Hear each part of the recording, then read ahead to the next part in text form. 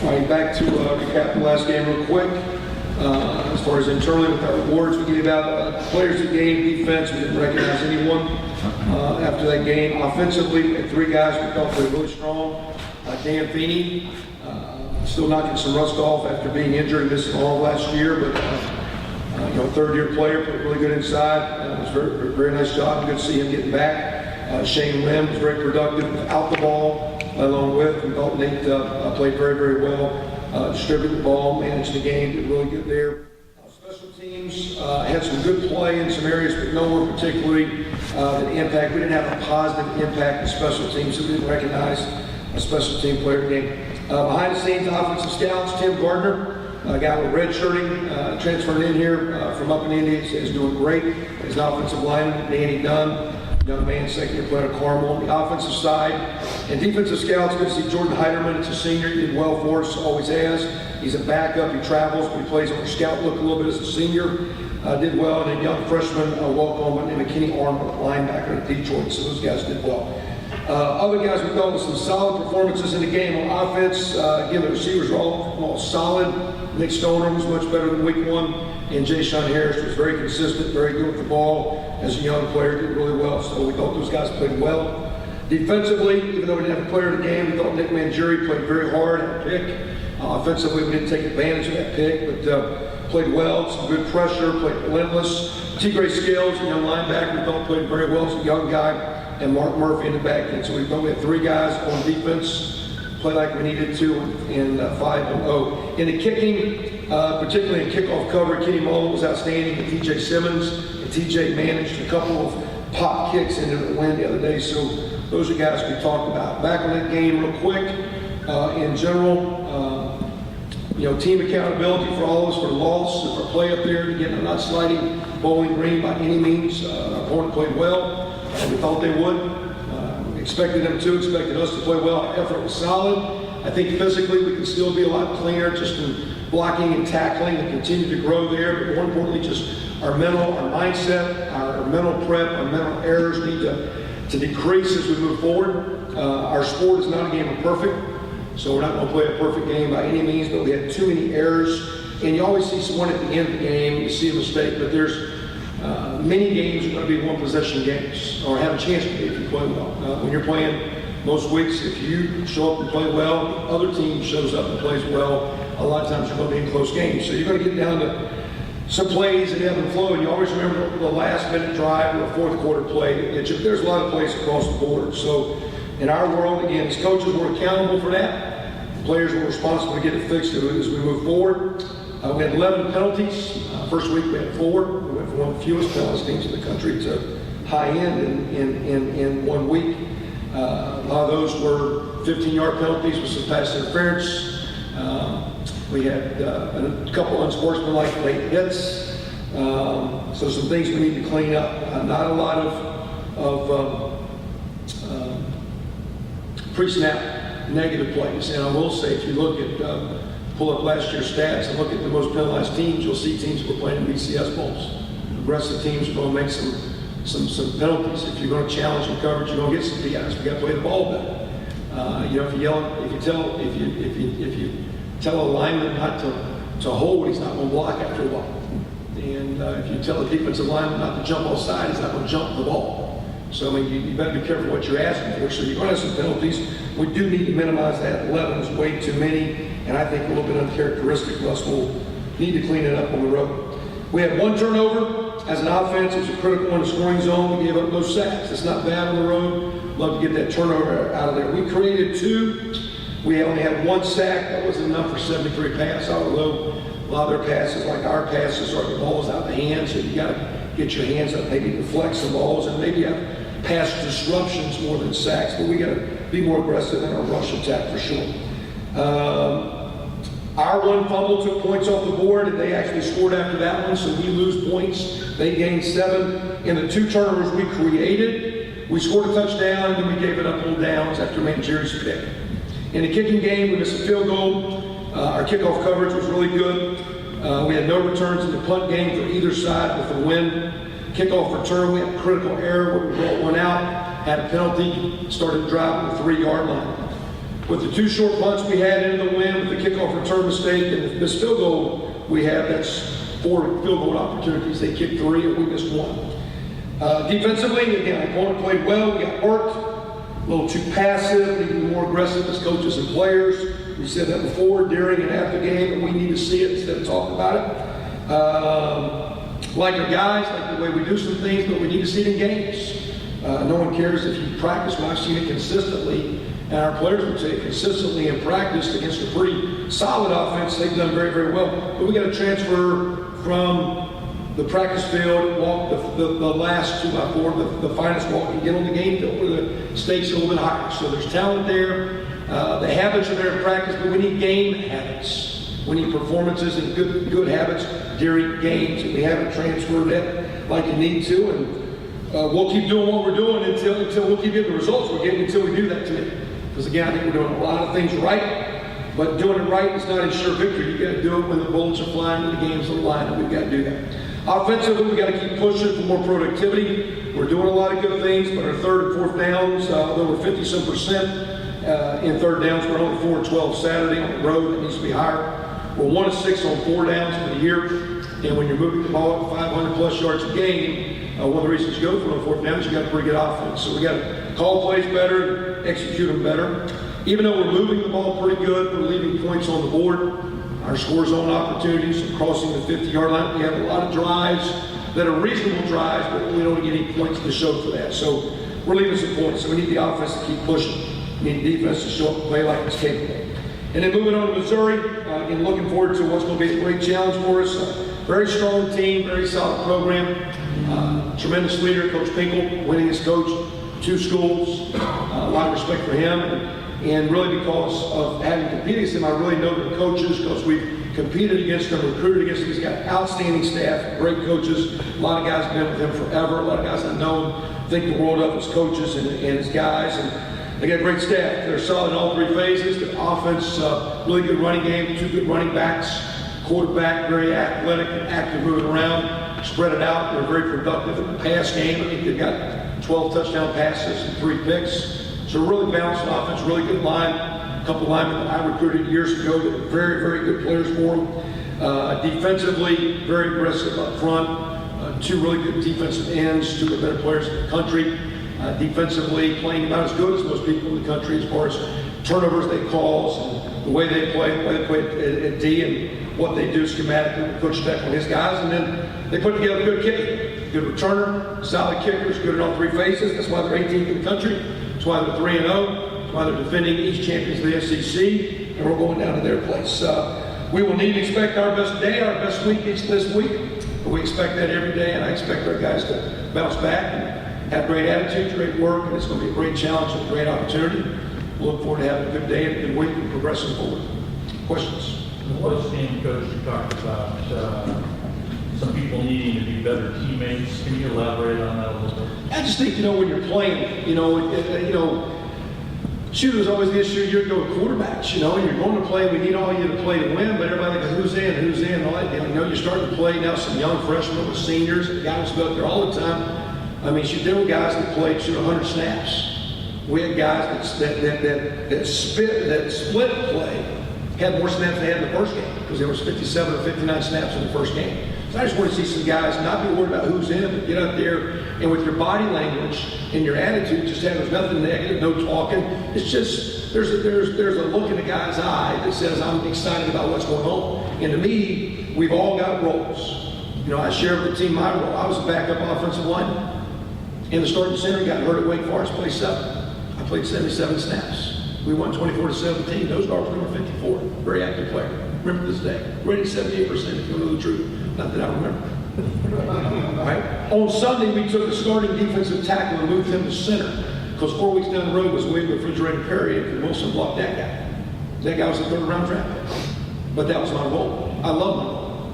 That was my role. I would take my role today. That's what we're talking to our guys about. Embrace your role, understand your role, because what we need for this thing to really take off, we got a lot of good guys, a lot of things in place, we've worked hard, It's been an awesome commitment. Embrace your role, do your job, let's move in a positive way. And I just wanted to address that. I saw some things, it wasn't negative. It's just like, hey man, this is a great game. We expect it to be one. We're right here. Let's go play it. Just thought we were just a little salty. We didn't need that right then. We needed our mind on our job, what we could control. We could control the next time you play. Let's go out and make some plays. That just wasn't negative. It just wasn't. I expected it because it's a great group of seniors, and I expect them to lead us the right way this year. They're going to.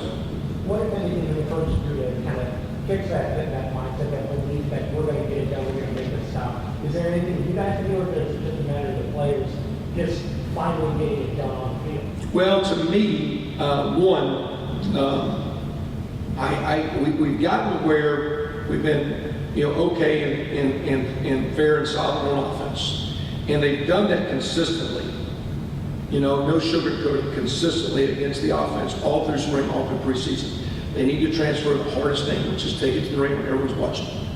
And the old analogy, like when I had 5 children, and when everyone came to the hospital, they didn't want to see your wife. They didn't care about her leaving, but how hard she worked. They want to see the baby. Everybody's coming to the game. They want to see that you play. They don't care about how hard you worked.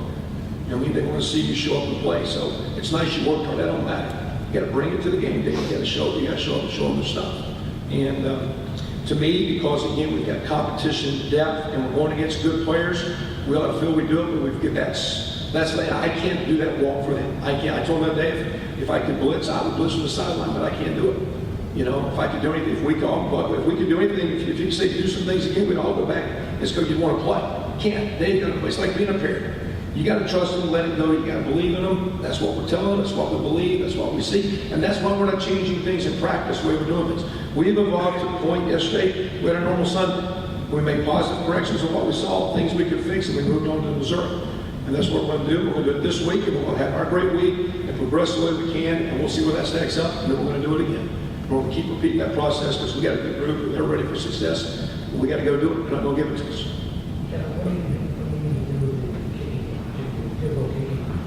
I'm sure you've obviously been working to address that. What can you do to get that? Well, I think, for example, I think, let me see if you're going to ask me that. So I got here. All right, so for example, in the punting game, we've had 5 punts. 3 of those have been sky opportunities. One down on the 5, one down on the 15, and one we didn't quite get the other day. The other 2 we kicked into the wind. And with that kicking average, our punter averaged 3 more yards kicked than Bowling Green's punter.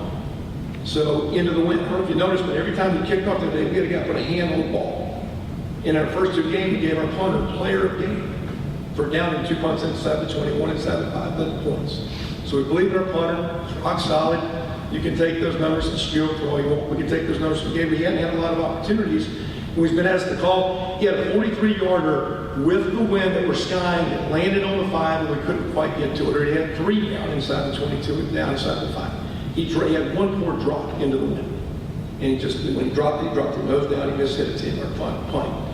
Kicking wise, we kicked 2 field goals. Now, before the game, we always, every time, it's their job to let us know. We talked all week, played at Bowling Green. I think that's my 6th time having been to that stadium. It's always a win to us. We talked all week. We actually had some good practice days. We're going to breeze out here. Hey, this is the win. It's going to come out north. It's coming out north. It's going its way. You're going to get a feel of what you can do because that affects how we kick off. Remember, Bowling Green sky kicked every time to us when they kicked off because of the way the wind was blowing to the open side. So in the kicking game, our kicker told me before the game, inside a 40-yard field goal going that way. So we tried one from 21 that we missed. We didn't try one from 22 and 25. He said from the 23. It was 4th and 1, 3rd. So he kind of gave me his magic numbers. And the one he missed was a heck of a kick, just like the one he kicked the other day. He hit it solid. He pushed it right by a yard foot. It wasn't a mishit. It wasn't a shame. He just got a little in front, left it hanging out to the right. Hit it solid. It was a solid hit, a solid kick. Told him when he kicked it. Now his last 5 kickoffs were 3 of them into the wind. They averaged 12.4 yards a return. They started on the 18-yard line.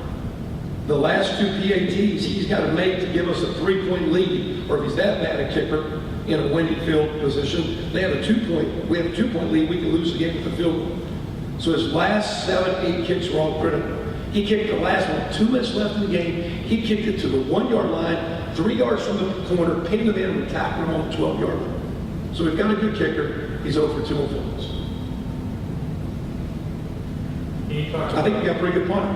We just got a couple sky kicks. Now, we're not a great guy, but I believe in those guys. They're not bad. But they got to do their job better, and they will. They will. They're human. I just think young in his career, good young kicker, got to keep kicking. There's a duck hook in here. We can all pull with him. There's a 3-putt, yeah. But man, he's really good. Do you have anybody that works on? He better. Do you have anybody that works on technique on it for kicking? Oh, to some degree. I mean, we film it all, close-up stuff, and watch themselves. But again, it's the kicking. It's got to be internally. Not allowed to have quote outside. We bring in a kicking guru coach, and they do stuff.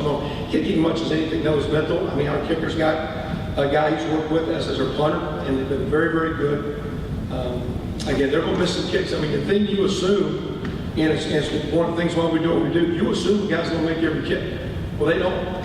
And when you got a pretty good offense, that's sometimes why you go for it. You know, and so that's just kind of the way it is. I mean, they're human. At the same time, they're pretty good. One guy hasn't played as much, the other guy has. It's a good group, and they'll do well. And I'm not discouraged. I mean, I say statistically, our kickers were better than their kickers the other day statistically, except their guy made a 28-yarder into the win. He made a 28-yarder into the win, and he kicked 3 with the win. And we might have kicked the 50-yarder, but early in the game, we put in our guy a little bit of running with our run deal. That guy's going to be a fine quarterback. I can talk about that in the face, and maybe we should put him. We did. We thought that's the best thing to do. We live with that decision. Go on. We'll keep doing it too, because he's going to be a great player. I promise you that too. And he can throw. He ain't a runner. If we want to run him, we put Tevin back there and make it to D-Lo. I mean, he has a can. Why would you put it down when you have an NFL talent running there? Yeah, because they load the box. It's just outnumbered us. So they have the advantage to get the run game. In the first play just got called backwards where the line's blocking left and the play's going right, and we leave 2 guys unblocked because the play just got communicated backwards. The last one they came up, we were going to do something. They brought their zero. All we did was handle blitz good the other day, which we started working on. We had previously, but we didn't handle blitz. We know we'll get it this week and weeks to come. So we're working hard. They brought all that blitz. We checked to a zone sweep play that we just got a butt kicked up front, and they won the line of scrimmage. So and the next time we left Nate in against cover 0, we didn't pass block and we threw it in the stands. So that's what happened the next time when Nate was in against cover 0. So that was your answer there. Did you feel Not a good plan by us as coaches. feel like the secondary got exploited a little bit on Saturday, or Well, if you give them all day to throw, you know what I'm saying? And you don't get pressure on the quarterback. And of course, a lot of that's their style, what to do with the gap protections and tempo and ball out in the perimeter to get you tired. But I thought we played, I don't think we played enough guys. I was concerned some guys having some crowns. Other guys, I thought we had some guys play 100 snaps. It's too many. We can make some third down stops. We can get off the field. We had our hands on balls we need to fix. And some turns we didn't get. But at the end of the day, our team got exposed if we don't play aggressive. And we talked about that, and I'd like to see, and I expect to see us be, as coaches and players, a lot more aggressive and get out of the way and let these kids go play. Were you going to see something on film about the defense that wasn't immediately apparent, right after the game? They're deep. Your defense. No. I mean, more than anything, just again, we were too cautious, sit back. And again, if you can rush 3 guys and be aggressive, but again, we got tired, didn't get pressure, we got worked, and had opportunities, to make some stops and didn't. I think after Tevin's turnover, it's 3rd and 6, and we got a chance to make a tackle, make it 4th and 8, we miss. The quarterback falls forward on a quarterback draw or scramble run, whatever it was, and they moved the chains on down. So we had opportunities, but again, it's still with where we are. Okay, and making a change and where we are with some veterans, but really a lot of sophomores and redshirt freshmen, we got to keep growing and progressing that team. There's going to be some bumps in the road. They will play, but they'll get a tremendous challenge this one. Much different animal as far as speed, players, all that deal. So they'll have a completely different challenge this week with Missouri. But at the same time, there'll be some growing things, but they just need to keep growing. I didn't like that. I thought we got a little bit what I'd seen previously. I didn't like we got on our heels. We need to be aggressive. We need to go. I kept saying offense, keep coming at them. That doesn't mean throw it. Just keep staying aggressive and assertive in what you're doing. Our opponent this week will be very assertive. We need to be assertive in all phases, and we weren't Saturday as coaches, and that led into play of our players. the mistakes again, defensively are getting a lot of attention, but the mistakes offensively from better, whether it be Shane stepping out of bounds, Devin fumbling, because how important is it to clean up those things late in drives, late in games, when you have a chance to put it away? But again, early games, they all, because you're going to be a one-possession game, so you see one at the end. Again, Shane was tight rope, and I thought his error in the kick game was made more critical. He was just running fast and trying, and as he went away, it was a tight rope he lost. Tevin's running his tail off, but he hit the ball out twice, and that's why as well as he played, those are plays punching and loving, but he's got to take care of the ball. And so, our game is not perfect. We got to minimize mistakes. They're always going to be there.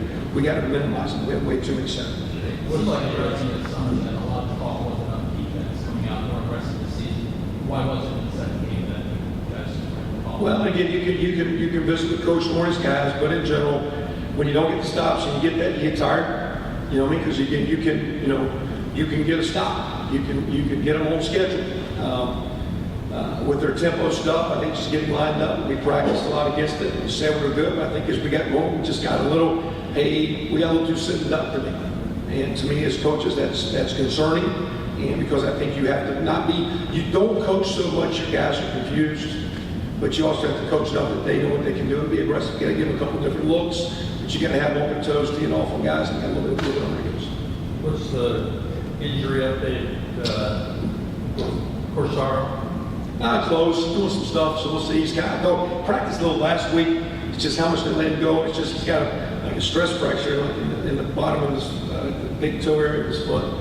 So I mean, he's close. He was practicing great in 2 days. He started showing up, and he thought it could be a potential break, so they're shutting it down and trying to quiet it down. But everybody came out of that game health-wise very, very good. Now I'll say something too. Again, even though we got some things, the best play, if you get a chance to look at it, you need to watch Bobby Richardson play the PAT field goal after they scored. Because if we'd played like that the whole game, I don't think we'd played 113 snaps. So that's why, I know we got a great group of guys who are quitting them. We got to pull it out. That's our job as leaders. It's not telling them what to do, it's putting them in the right places and getting them to do it. And we'll get a great challenge this week. We expect them to play a lot better. You said you wanted some guys to see more aggression on defense. As a head coach, is that from a scheme standpoint? Do you compromise? All phases, players as well. I think again, we get it in practice, and if you play or Buck knows what I'm talking about. Practice you get beat, it's just practice. Like Mr. Iverson says one day, but games, the odds are greater, so all of a sudden you get the worry gets in the way. Instead of just it's the same walk, it's the same 2x4, trust it, let's walk it, let's roll. It's the hardest walk to walk, and to me, we're at that cusp of that's the one thing that needs to happen. We need to trust everything we've done, well prepared, worked hard, we got good players. Let's do what we're doing. Let's go play. Like I said, we'll make some corrections here in all phases. We'll keep moving in. We're never going to have it figured out. You never do. You're always evolving. You're always going. Every week's different. Every team's different. Every year's different. Every year's evolving. And we got to keep evolving this team because this team has a chance to be a really strong team. In games, you get on your headset and tell the coach, hey, let's be more aggressive. Or do you just let them do the thing? For the most part, no. I mean, what I try to watch the offense and